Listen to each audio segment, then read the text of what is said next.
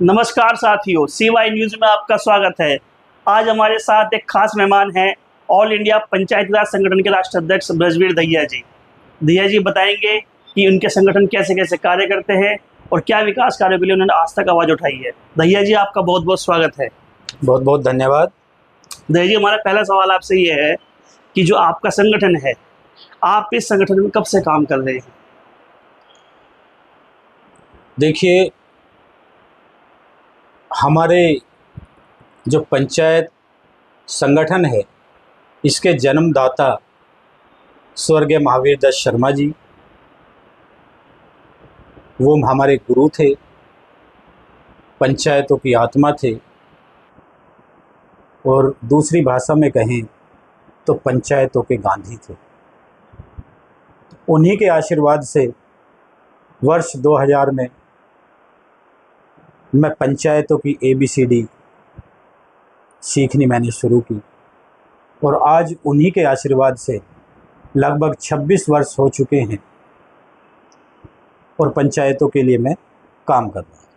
दहिया जी, आपका संगठन जो है किस तरह से कार्य करता है पंचायतों के लिए? पंचायतों के हितों के लिए, उनके अधिकारों के लिए और ग्रामीण भारत को विश्व में नंबर 1 बनाने के लिए हम काम कर रहे हैं। थोड़ा इसका विस्तार देश में कहाँ कहाँ है? हमारा संगठन उत्तर प्रदेश, उत्तराखंड, हरियाणा, राजस्थान और पंजाब में काम कर रहा है। जैसे देखने में आया है कि यूपी में पंचायत चुनाव पीछे हो गए जी, और सरकार ने प्रधानों को प्रशासक बनाया है। इस फैसले से जनता में कितना उत्साह है और सरकार को इस निर्णय से क्या लाभ होगा? देखिए, आपने बात की उत्साह की और सरकार के लाभ की, तो मैं बता देना चाहता हूं कि ऑल इंडिया पंचायती राज संगठन और वर्तमान जनप्रतिनिधि जो पंचायत प्रतिनिधि हैं, सभी शुरू से ही ये कहते रहे कि पंचायत चुनाव समय से हों, पंचायत चुनाव समय से हों। लेकिन सरकार की लापरवाही कहें या जानबूझकर चुनाव में देरी की हो, चुनाव समय पर नहीं कराए गए। जहाँ तक उत्साह की बात है और लाभ की बात है, तो मैं नहीं मानता और ना ही गांव की जनता मानती कि सरकार ने कोई ऐसा काम किया हो प्रशासक बना करके जिससे कि ग्रामीण जनता सरकार की जय जयकार करे। अभी तक ऐसा कोई काम नहीं किया है, क्योंकि प्रशासकों को अभी ये तक जानकारी नहीं है उनके अधिकार क्या हैं, कितना उनके अधिकारों में विस्तार हुआ है या कटौती हुई है, कोई जानकारी नहीं। तो कहीं ना कहीं गांव के विकास को गति मिलेगी या घटेगी? देखिए, लोकतंत्र की जो आत्मा है वो चुनाव में बसती है, नियुक्ति में नहीं। और लोकतंत्र जिसे ग्रामीण जनता चुनती है उसी के हाथों में होना चाहिए, ना कि मजबूरी में बनाई हुई व्यवस्था के भरोसे। भैया जी, पिछले कुछ समय पे मीडिया के माध्यम से एक खबर आई, मंत्री जी ने कहा, पंचायत राज मंत्री जी राजभर जी ने, कि चुनाव हम समय पर करवाएंगे, हमारी सारी तैयारी पूरी है, फिर भी डिले क्यों? देखिए, मंत्री जी ने बार बार कहा कि चुनाव समय पर होंगे, चुनाव समय पर होंगे, हमारी तैयारी पूरी है। जब भी मीडिया द्वारा ये सवाल किया गया कि पंचायत चुनाव कब होंगे, तो मंत्री जी का बयान आया कि पंचायत चुनाव समय पर होंगे, हमारी तैयारी पूरी है। लेकिन मैं पूछना चाहता हूँ कि अगर आपकी तैयारी पूरी थी तो क्या समय पर OBC आयोग की जो प्रक्रियाएं थी वो पूरी हुई थी? मतदाता सूची का जो अंतिम प्रकाशन होना था, क्या वो पूरा हो चुका था? चुनाव से संबंधित जो कानूनी और प्रशासनिक प्रक्रिया होती हैं, क्या वो तैयारी पूरी कर ली गई थी? यदि इन सवालों का जवाब हाँ है, तो पंचायत चुनाव क्यों टले, क्यों पीछे हटाने की नौबत आई? एक बयान सपा के राष्ट्रीय अध्यक्ष जी का भी आया था जी कि चुनाव समय पर नहीं हो रहे, आप आराम से रहिए। देखिए, समाजवादी पार्टी के राष्ट्रीय अध्यक्ष और उत्तर प्रदेश के पूर्व मुख्यमंत्री अखिलेश यादव जी ने एक बयान दिया था कि भारतीय जनता पार्टी समय पर चुनाव नहीं करा रही, वो चुनाव से डर रही है।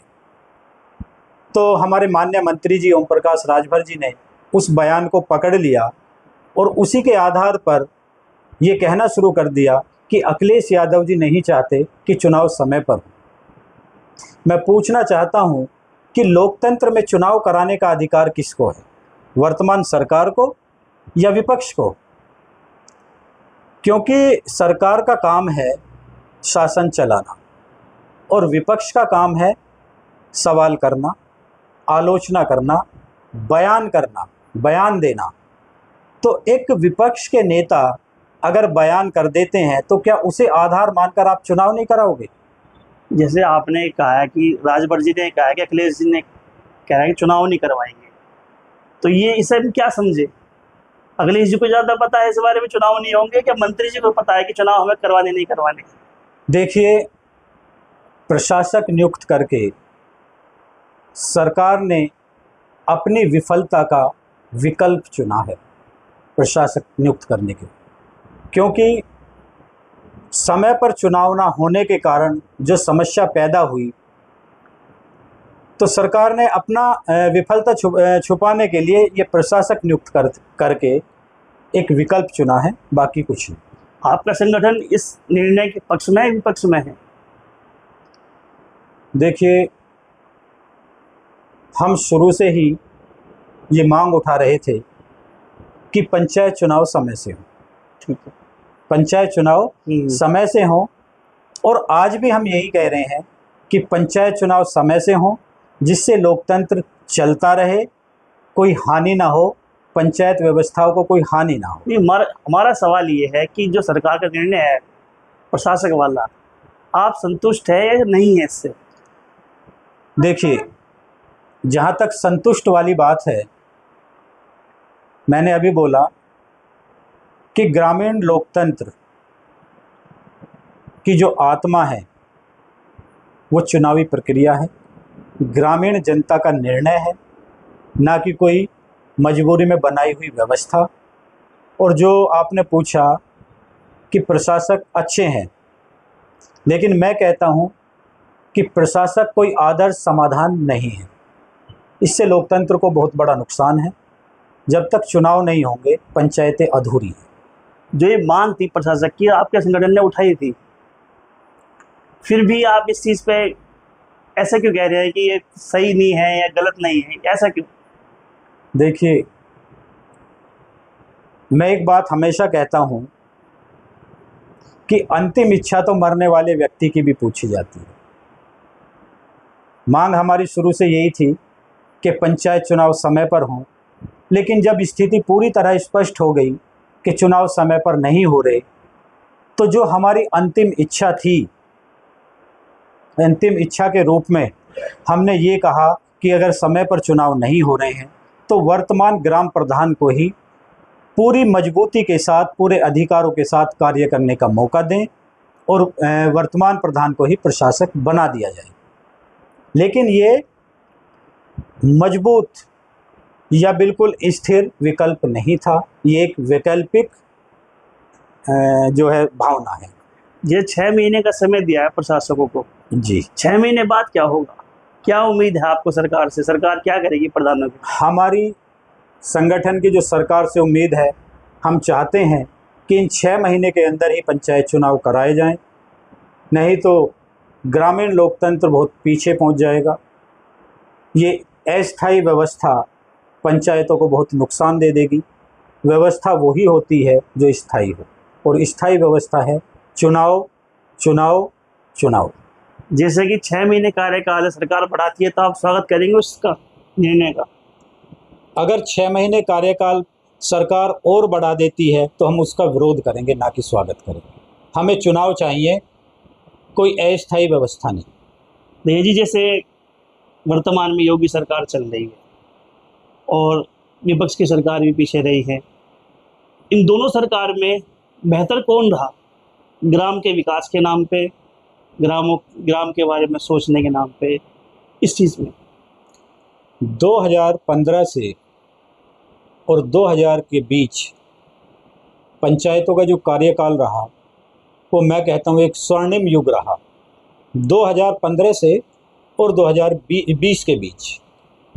लेकिन जैसे ही कार्यकाल 2021 से और 26 तक शुरू हुआ, पैसे के अभाव में, फंड के अभाव में पंचायतें जूझती रहीं। छोटी पंचायतों में राजवित्त की इतनी भी किस्त नहीं आ रही थी कि जो गांव में अस्थायी कर्मचारी मानदेय पर काम कर रहे हैं उनका मानदेय भी दे सकें।